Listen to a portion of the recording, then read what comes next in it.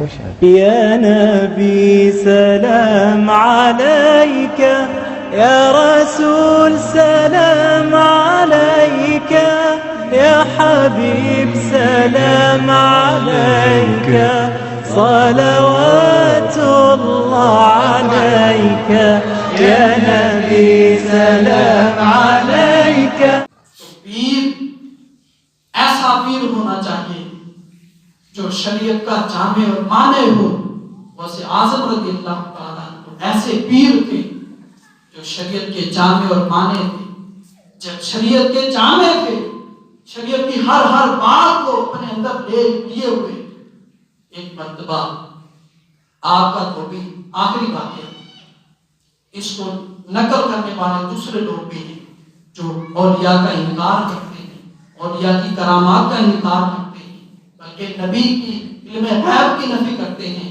ان لوگوں نے اس بات کو اپنی کتابوں میں لکھا اور لکھ کے اس بات کو چلے گئے اور یقین اور اطمینان بھی کیا. وہ لکھتے ہیں، کہتے ہیں کہ غوث اعظم رضی اللہ تعالیٰ عنہ کا ایک دھوبی ہوا کرتا تھا.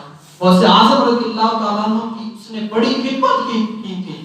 آپ کے کپڑے دھوتا، آپ کے کام کاج کرتا. جب غوث اعظم حکم دیتے تب وہ کام کاج کرتا. ایک ٹائم آتا ہے، وقت آتا ہے، وہ دنیا سے چلا جاتا ہے، وفات پا جاتا ہے. جب کفن دفن کا معاملات ہوتے ہیں، قبر میں دفنا دیا جاتا ہے، اتنے میں فرشتے آ جاتے ہیں. حسب حال فرشتے آگے سوالات کرتے ہیں. دھوبی سے کہتے ہیں من ربو کا.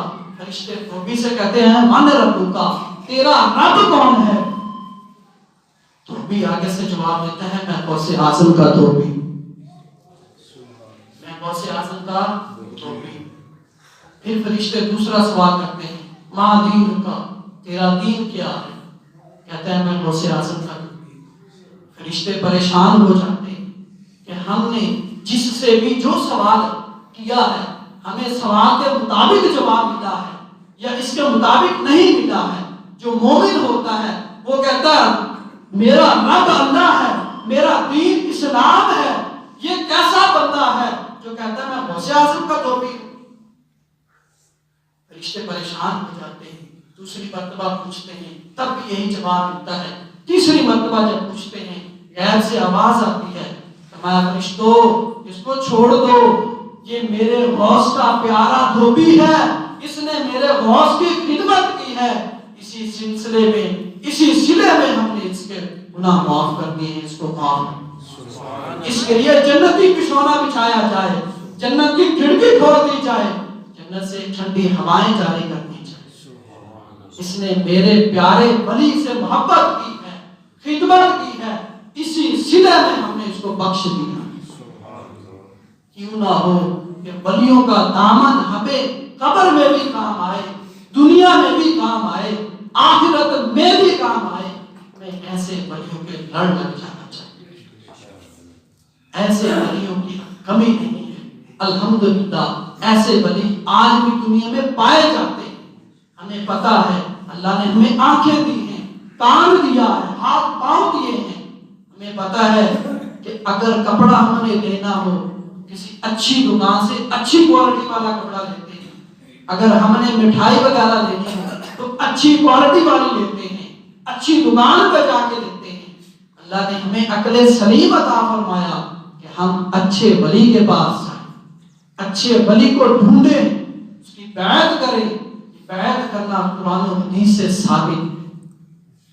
اللہ کے ولیوں سے مدد مانگنا.